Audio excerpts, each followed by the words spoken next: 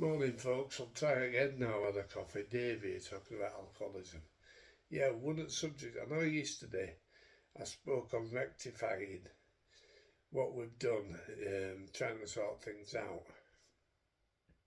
And what I want to touch on is now is very similar, but about expectations. Just because we've become good, just because we've stopped drinking, there's something in our head that knows we're a nice person real underneath it all, but we expect everybody to accept us straight away. And I'm afraid it don't work like that way. Some people it will do. Some people will be really grateful you've stopped drinking. But other people have caused that much damage or mental torture that it can take weeks, months, years. I know with my family, some of them haven't spoken to me for 10 years. And I wasn't drinking for nearly 10 years, but I don't know what I've said, I don't know what I've done, whether I've let them down, whether I've promised I'm going to be drunk, going to be sober, not drunk, whether I've promised I'm going to be sober and started drinking again. Who knows, but I can't dwell on it, because I was doing it at one point. It was really affecting me. I was just wishing everybody could be okay and accept me as I was. Because when you stop drinking,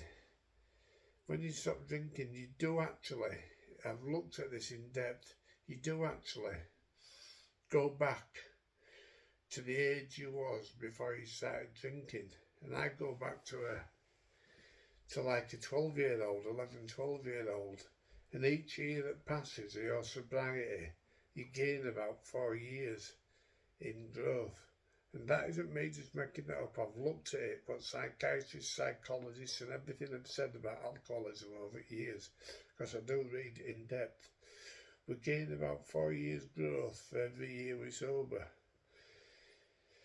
And we expect everybody to love us just as that little young child we were when we were drinking.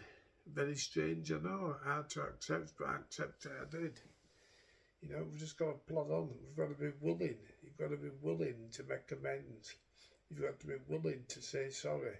If the chance comes, it's like my brothers haven't spoke to me since my mum died 16 years ago. But that was a personal problem. That was about the inheritance. They didn't want me having my inheritance because they said I would drink it all. I would just waste it all on booze. And it was a decent inheritance because my parents had a farm. There were a lot of land there to be dealt with. But, so I just got a pittance, and it took going to courts to get a pittance off them. But rightly so, they said I would have drunk it all against up the wall. And the bit that I got, looking back on it, if I'm being honest, I did. I blew it all. Drinking, and it was a good few thousand, but I blew it all. And it's times like this I could do with it now, I could do with it. Eventually, I think they will come round, but I don't know. I really don't know. They're only me half brothers, because it was a different dad. I had a different dad to my 3 brothers. And my mum died first, and then my dad left. And my dad hated me, my stepdad hated me. He always had done since I was a child. He used to give me some horrendous times, that I'm not even going to touch on. But he hated me, that's it, top and bottom. But sorry, I'm going right off the subject here. We've got to accept that some people will never like us again. We can have done too much damage, we can have upset them too much, we can have let them down, we can have cheated them, we can have conned them, we can have robbed them, we can have just let them down in general. It's very... I know us, we're very considerate people. We would see somebody's doing it, because we think, we get sober and we think we're saints. We think we need praising for being sober. Because there's another true fact as well. With alcoholics, If you're getting sober, you can live. If people start giving you sympathy, we can dwell on sympathy. We can survive on sympathy. We're going, oh, poor you, poor Dave. Poor Dave, he's doing really well. That's sympathy.